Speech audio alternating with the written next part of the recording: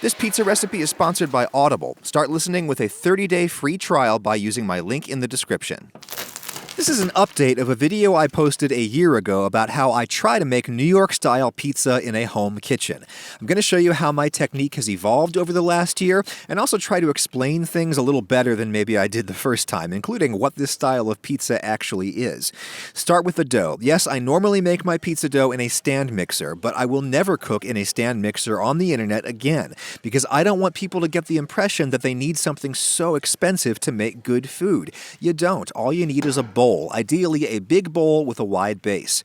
These days I start by putting in all my water, about 2.5 cups of warm water. Then some sugar, a tablespoon. Some people might say that's a lot. I don't think that it makes the dough taste sweet. It does, however, help the crust brown at home oven temperatures, which are going to be lower than professional oven temperatures. That's our main challenge here. In goes a teaspoon of active dry yeast. Mix that up and let it sit for 5 minutes. Give that yeast a chance to rehydrate and to eat some of the sugar in there and to be fruitful and multiply. This is called blooming, and it is not necessary. The dough will rise regardless. The reason people do this is to check to see if their yeast is still alive. And guess what? This was dead. Look, no change. I've been working from this jar of yeast since my first pizza video a year ago, and this yeast is no more. It has ceased to be. It's expired and gone to meet its maker. So let's try this again with fresh yeast. You wait a few minutes, and then here's my favorite part. I am not speeding up this footage. This is real time. I love that. Okay, now I am speeding it up. Gonna put in some olive oil. Maybe that's 2 tablespoons or something. Some pros don't use oil in their dough. Again, I think that it helps the crust brown in a home oven. Then in goes a tablespoon of salt. Some people say that will kill the yeast. That is a myth, as you shall plainly see. Certainly with enough salt and enough time, you will kill the yeast, but this will not. Now flour. I use bread flour, which has a higher protein content than all-purpose flour. You can use all-purpose, it just won't be quite as chewy and stretchy. There's even higher protein flours that you can buy on the internet, but this is in every American grocery store. I start with 5 cups by volume. Sure, that's not an accurate way of measuring flour, but this is just a starting point. I'm going to add more flour by feel as we knead. I usually just bring that together with a spatula or something, then get my hand in there and knead. You can take it out and knead on the table, of course, but with a nice wide bowl like this, you can keep the mess entirely contained in the bowl. I'm just gathering it together and then pushing it down with the weight of my body behind my palm. When it gets so sticky that I can't really work with it, I'll sprinkle on a little bit more flour. As little as possible, though. I really prefer wetter doughs these days. They bake up lighter and crispier. The only downside is they're sticky and hard to work with, so I'm adding the minimal flour to keep it workable. The test to see if it's ready is to see if you can stretch out a patch of it really thin without it tearing. That is not ready yet. By the way, some pros would say if you're going to use oil in your dough, you should add it at this stage rather than at the beginning. They say you got to let the flour hydrate first before you introduce the fat. The problem with that is that it's hard to knead oil into a dough that's already gone smooth and elastic like this, especially when you're kneading by hand. I've done it both ways, and I think the texture of the finished product is virtually indistinguishable. I just don't think it makes a big difference in a dough this lean. All right, I've kneaded this for 10 minutes, and now I can stretch it thin without it tearing. This is enough dough for 4 home oven-sized pizzas, so I've got 4 containers here, big enough for the dough balls to double in size. I'm pouring a little olive oil into each. Then you could use a scale to divide this into 4 equal balls, or you could do what I usually do these days, which is to tear the ball in half. Then heft each ball for weight. If one feels heavier, transfer some dough to the other ball. One of those goes back into the bowl, and then we do the same to this. Tear it in half, heft the balls for weight, then it's time to shape them reasonably smooth and round. The shaping doesn't really matter so much with a wetter dough like this, because it's just going to kind of go into the container no matter what we do. Then what I like to do is use the ball like a paintbrush to oil the inside of the bowls. In the process, the balls themselves get good and covered in oil too. Very efficient system. The oil helps to keep the balls from drying out, which is especially important if you're going to keep these in the fridge for up to a week, as I do. It also helps you get them out of the containers later, and the thick coating of oil on the surface again helps the crust brown at home oven temperatures, because oil is such an effective thermal interface. Cover them up, and then you could either rise rise them on the table for a couple hours and then bake them, or what I do is throw them straight into the fridge. Some people rise them at room temperature for a bit before refrigerating. I think that makes almost no difference, and this way you can just throw them in and forget about them. I make my dough when I'm not hungry, and then after at least 24 hours cold rise, these are ready, and I can bake one super easily and quickly whenever I want. They're already portioned. Though I do think these basically get better as they age in the fridge up to a week. I have a whole video about that, which is linked in the description. Okay, time to bake. You need a hot surface to bake on, and I have recently switched from a stone to a steel. I have a video that systematically compares the two. It's also linked in the description. The steel is simply more thermally conductive. It would be too thermally conductive for a 1,000-degree wood-fired oven, but for a home oven, it's perfect. I've recently started putting it on the second highest rack position.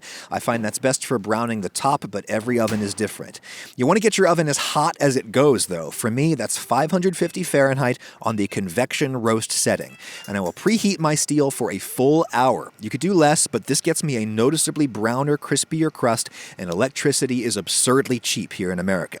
Okay, now cheese. One of the things that makes this style of pizza different from, say, Neapolitan pizza is low-moisture mozzarella. If you use fresh mozzarella, you can only use a little bit of it. Otherwise, your pizza will become soaked in whey. That's why Neapolitan pizza only has splotches of cheese. New York pizza has a solid layer. Part skim low-moisture mozz is very easy to find, but the whole milk version tastes a lot better, and it's much harder to find. I used to be able to get it molded into sticks, Galbani's string cheese. This was a pain to unwrap, but it was a good cheese. Now they only have the part skim kind at my stores, so I'm struggling to find a replacement. There is this whole milk low moisture mozz from Walmart. It is not a great cheese, but it's the right style.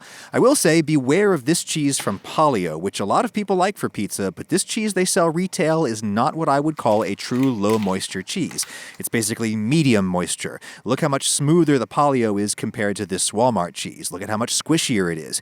When I taste them, not only is the true low moisture cheese on the left noticeably drier, it is also tangier, which is key. Polio does make a good whole milk low moisture cheese for pizza, but only in these big 7.5-pound loaves for commercial use. This is a different cheese from what you will find in the grocery case, though you might be able to get it at your deli counter. Honestly, if you live in a bigger city, you'll probably have plenty more good options than me. This Walmart cheese is what I've got today. It's 1 pound. I tend to do about 7 ounces on my pizzas, so this is a little more than what I need for 2 pizzas. And then crucially, I'm going to put it back in the fridge after I grate it. I have found that, in my oven at least, if I keep the cheese cold, it's less likely to overheat and squeeze out an orange grease layer before it's had the chance to brown in the oven. Okay, now sauce. The New York style pizza that I'm talking about here is a street food. It's cheap. It's generally made with canned sauce products. A popular one with New York joints is Full Red, which only comes in number 10 cans for commercial use. That's almost 7 pounds of sauce. This right here, far and away, is the closest thing to that stuff that I can find in U.S. grocery stores. Pastene Kitchen Ready crushed tomatoes. Really good. It's very strong. I don't have to supplement it with tomato paste. I do put in a pinch of sugar, some dried oregano, and a lot of olive oil. I love fresh oil in pizza sauce, but you do you. There's enough for like 4 or 5 homemade pizzas in a 28-ounce can. I've just mixed up enough sauce there for 1 pizza. The key thing is to not cook this sauce before it goes on the pizza. Canned foods are already cooked a little. Canning requires heat. If you cook your sauce any more than that, you're likely to lose the brightness that is key to this style. You end up with a flavor that reminds me more of lasagna than of pizza. Here is my pizza peel. You need something big and flat to shimmy the pizza out onto the steel. I used to do it with a sheet of cardboard back in college. You need a granular matter to keep it from sticking, and I'm back to using cornmeal. I know I said that I don't like the grittiness, but I don't know, it's traditional in my mind, and for some reason I just like that, even though I don't really like that. Now what I do is put a plate on there and then some flour on the plate. I pull the dough straight out of the fridge. I do not warm it up before I work with it. This is a very wet dough, and the cold helps keep it workably stiff. I take it out while deflating it as little as possible and then get it coated in flour. I didn't used to do this step, but again, wet dough, got to keep it from sticking. And yeah, I know how to toss pizzas in the air. I still prefer to just do the gravity stretch method. I just go around the edge, forming the thick cornice while letting the rest of the dough fall and stretch out naturally. This is, most significantly, cleaner than tossing it in the air. I think it gives you a little more control, and no, it does not give you a perfect circle like centrifugal force does, does, but guess what? I don't want a perfect circle. I want an oblong. A characteristic of New York-style pizza is it's wide enough that you can get foldable slices, and it's basically as thin as you can get it. In a home oven, I can bake a wider, thinner pizza if I just let it be shaped like an oval. Sauce goes on, smoothing it out with the back of a spoon. I generally feel that if I've put on a little less sauce than is my instinct to put on, then it's going to taste perfect. You got to remember how thin this is. For flavor, I think it's key to sprinkle on a little grated parmesan under the mozz layer. Some New York-style places do this, others don't. I think it adds a lot, and you can still put more on top later if you want. Then the mozz. I find that if I start by sprinkling it around the edge first and then work my way in, that gives me the most even distribution. Again, if it feels like not quite enough to me, then it ends up being just right. Then very quickly, before this dough bonds to the wood, bring it over to the oven, a little shimmy just to make sure it's going to release, and then shimmy it out onto the steel. A pizza this thin in an oven this hot cooks really fast, 6 or 7 minutes. It's a game of chicken with the cheese. I want to wait until I've got as much color as possible, but right before it starts to overheat and squeeze out its fat. Rather than taking the pizza out with the peel, I usually grab it with tongs and pull it straight out onto a cooling rack. Main reason I do this is so that I can be building the next pizza on the peel while this is baking. But I also think this is a little cleaner, and I definitely like to rest the pizza on the rack. It keeps the crust crispy. When it's cooled down a bit, it's solid enough to cut cleanly. I honestly don't think that pizza cutters are good tools for the home, because when you use them on a little home cutting board like this, they're likely to fall off the edge and hurt your table. For a pizza this size, a good old chef's knife is a perfectly adequate tool, and it's safer. It gives you more control. Now look at how brown the bottom is. You can even see some leopard spotting there, like they get in the wood-fired brick ovens. I've never achieved that with a pizza stone in a home oven, only with a steel.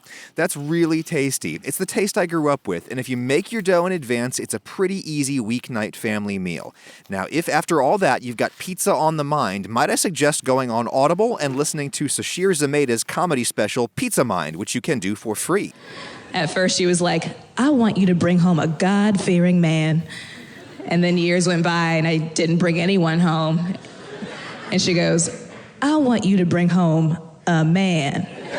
No, it's not about making pizza. She uses pizza as a metaphor. But anyway, I love her, and I love how Audible allows me to make fun or productive time out of lost time, like when I have to do the dishes after a shoot. Glad to be doing this in New Orleans. Whether it's comedy specials or books, Audible has the world's largest selection of audio entertainment, including Audible Originals, which are stories created exclusively for audio. Whether you're driving around or hitting the gym this time of year as I am, Audible can keep you entertained, informed, and inspired. Anytime you can't read, you can listen with the Audible app on any device. Start listening with a 30-day Audible trial. Choose 1 audiobook and 2 Audible Originals absolutely free. Visit audible.com/Adam Ragusea or text Adam Ragusea to 500-500. And get Pizza Mind. Will my pizza process continue to evolve? I'll let you know in a year.